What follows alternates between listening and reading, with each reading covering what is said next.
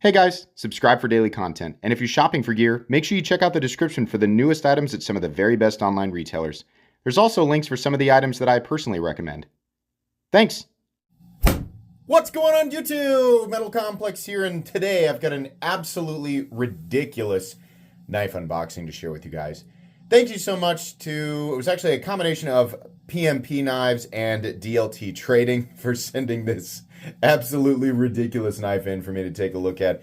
Thanks to my patrons for supporting me, and please make sure to follow me on Instagram at metal_complex. You guys knew this was coming. You knew it was coming. These are actually available right now, though I can't say that it surprises me because who this is meant for is such a small part of the population, right? The knife community has all sorts of different people, and we like all sorts of different things. This is definitely on the much crazier end, and it's also very, very expensive. So it's down there. I'll link it, but it's wild, right? PMP, I think at this point people know they're a company who likes to make some practical stuff, and then they like to intentionally make things that are just absolutely beyond, right? So this is the new PMP Alpha Beast. What's so special about that? It doesn't look like anything. Oh boy, holy moly. Yeah, this is, to my knowledge, it also comes with a coin. This is the Gen 2, by the way. We'll talk about that. Comes with a coin. Kind of neat. This is the thickest production folding knife on the market. Good Lord. So there are, yeah, and people will be quick to point out, you know, there are definitely thicker folding knives out there. There are, but they're almost always, as far as I know, they're all custom. You know, you can throw Medford at me, you can throw Extreme Ratio, or no. This is the thickest. It's 0.4 inches thick, and in this case, the new gen is MAGNACUT. So this is Gen 2. Apparently, they did 175 of these. They're in MAGNACUT.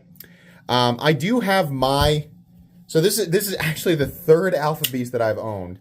My Gen 1, I own a special edition Gen 1 in Damasteel, which they made very few of. Damasteel and a Mokutai clip. And this one is radically more expensive than, but I did have the Gen 1 in D2, which everybody was upset about. You know, D2, it's a $500 knife. Yeah. I mean, it's really, really thick, and you've got like 4 blades in one, but I get that. So they do MAGNACUT. Well, now, to do this much MAGNACUT, I'm not saying I completely agree with the price. Now they're $800. I don't know if they kept the same OEM. It was my understanding that the original OEM was Riot. I assume it's still the same. I don't know that there are any differences outside of the pivot being a little different, which is kind of neat. It's kind of a designy pivot. And then the blade, instead of the compound, where we have hollow up front, we just have flat. Oh, they're sacrificing utility. Come on. It wasn't super utilitarian to begin with. I know the knee-jerk reaction to stuff like this is, why even make that gall? Don't they know that, like, how to make a practical knife? That's not what they're trying to do. They're not trying to make a practical knife. They're trying to be ridiculous. They clearly were like, because they made the original Beast at like 1/3 of an inch. Just almost trying to be funny, right? And then people really, I mean, it did really well. I'm not saying everybody, but it was a very successful knife release, right? And that was back during the time where, you know, the super thick Medford stuff was hyper popular, right? Not saying it's not anymore. I'm just saying there was like the height of that. And so they said, well, we'll make a crazier one just because we can, right? Did they even stop to think if they should? It doesn't matter. Welcome to the knife world. Should we is not a question that's often asked. Does it slice? It does. It must have got caught there back behind where, yeah, this area right here. Can it slice? Yeah, if you come at it the right way, honestly, it's better than I thought it was going to be. It's kind of funny that it's actually capable of doing that. How about that edge up there? How's it heat treated? I have no idea. I have absolutely no idea. Does it matter? Yes, but also no. This front edge is so stupidly thick. I honestly don't know if I can get it to bite. Oh, I mean, it's sharp, but it's like in the way that like an axe head is sharp, right? So you can see, you can get it to bite, but there's just not a lot of room to, there you go. That's about the best slice I can get with it. This edge back here is long enough that if you get it to bite, it'll cut, but we're lifting and tearing, right? That's what you're looking at there. This is not, no matter what kind of mental gymnastics you do, this is not a knife that's really going to be ideal for anything. Could you chop with it? Probably. Is it the best choice? Absolutely not. Could you pry with it? I don't know. I wouldn't. Maybe you can. It's not the right tool for that, right? You don't have to invent some imaginary role for this knife. We can just accept that it's kind of funny and ridiculous. And boy, if you've got $800 and nothing else to spend it on, and you just really like thick knives, then sure, knock yourself out, right? Carry it and show people. My favorite thing to do with the Alpha Beast, my brother actually owns my D2 Alpha Beast now. He was like, that thing is so stupid, I gotta have it. So he bought that from me. My favorite thing to do with it is just show people. We got it out at his house a while back when he had a bunch of people over.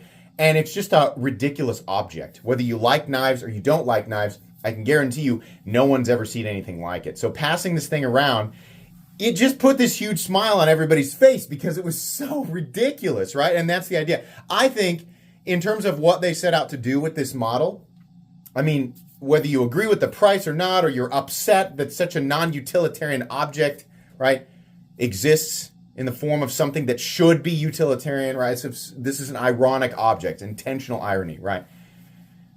Whether you're into that or not, I mean, the thing that they set out to do, they did that. They completed it. Their objective was successful, right? Now, I don't know how successful this particular generation is going to be because I can't imagine there's tons of people beating down doors for exactly this.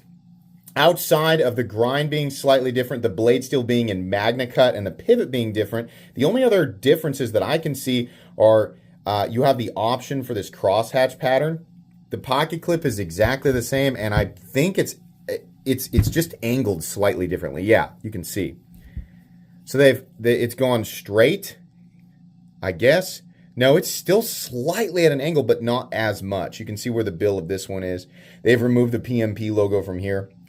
I essentially got the same amount of stuff on the blade. It's nothing on this side. Let's see if they weigh any different.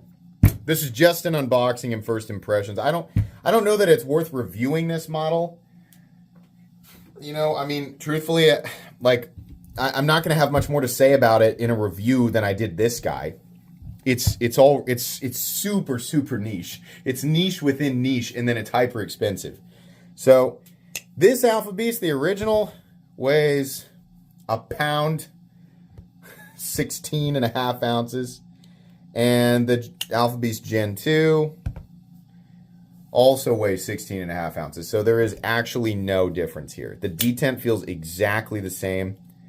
Lock bar insert is in the same place and appears to be the same on the inside. Yeah, the detent ball is different though. Look. Man, is that the detent ball? Yeah. Oh, yeah. So is it a ceramic? I wonder if it's a ceramic ball now. This is much smaller on this guy. Look at that. You can see it in there. So a little bit different ball. And how about the lock bar cutout? That is also different. They just have a small ramp right at the beginning. So yeah, now, this is just gunk, but there's where the lockup is.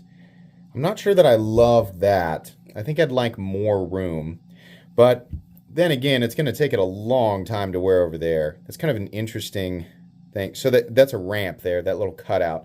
So that's what that is. Yeah, it definitely has a ramp now. So this is actually much easier.